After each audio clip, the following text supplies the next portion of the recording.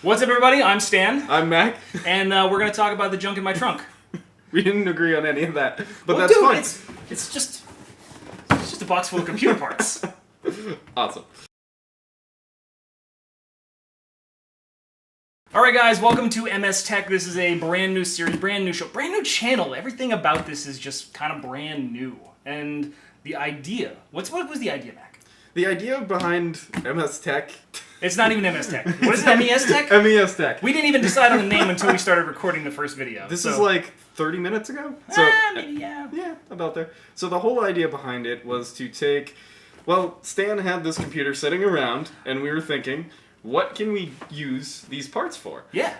So... Like making a new computer. Like making a new computer, or even seeing if it works, because if I remember correctly... We're going to overlay some videos so that way you guys can see the context of how Mac discovered this PC. So, a little background. It was a computer that I built in 2005, 2006, out of components that were pretty top-end at that point in time. It was like $1,100, $1,200 worth of PC. Well, it's not really worth that much anymore.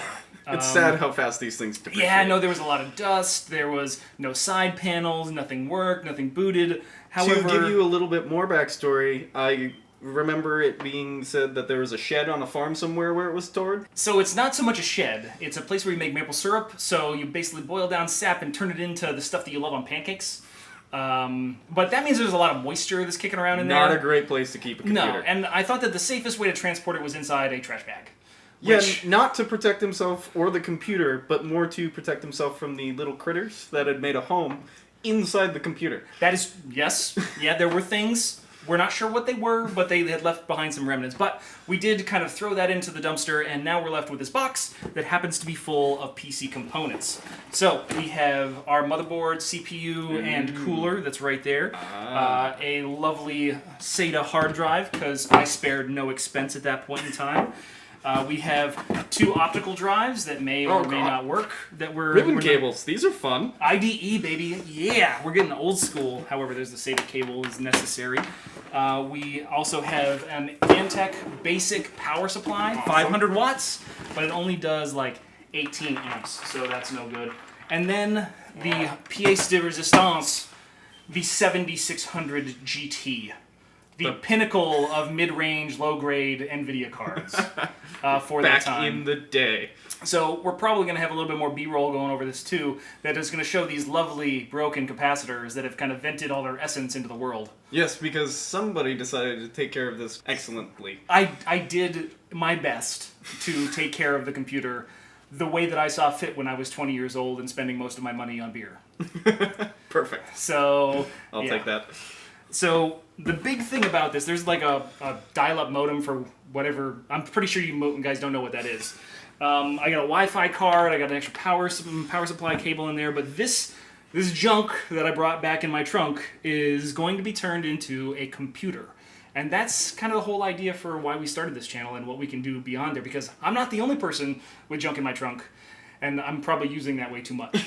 But Mac's got a bunch of scrap computers and stuff that he's let go by the wayside, and we're going to turn them into projects that we can showcase on video for you guys. Something that's a little bit cheaper. You don't have to spend, like you were saying, $1,200, $1,300 on a gaming computer just to run games that, or your favorite games maybe. You know, even AAA titles in some cases. But yeah, we'll see how that goes. Well, it's a possibility that we're going to get this thing to a whole nother level for like less than $100. But first things first, we got to take care of it. And we actually threw out the case that came with it because, well, it wasn't really good for much of anything. Not great. So, we have a lovely DIY PC case. Mid-ATX is going to have, you know, some bays in it that are going to accommodate 3.5-inch drives. It's got a spot for two opticals. It's got this lovely little door that's going to go into these things. And it's got more than enough space to take care of all the stuff that we're looking to put into the computer.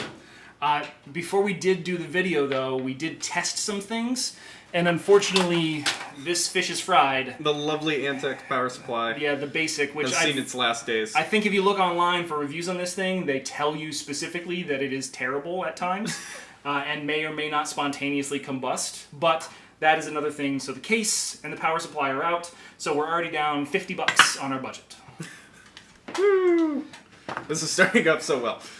Cool. So, the other thing that we're going to have to do is we're going to have to perform a little bit of surgery. So, when we come back in the next video, we're going to be tackling the very interesting case of trying to desolder some capacitors, 5 in total, and then possibly resealing the heatsink, making sure that the...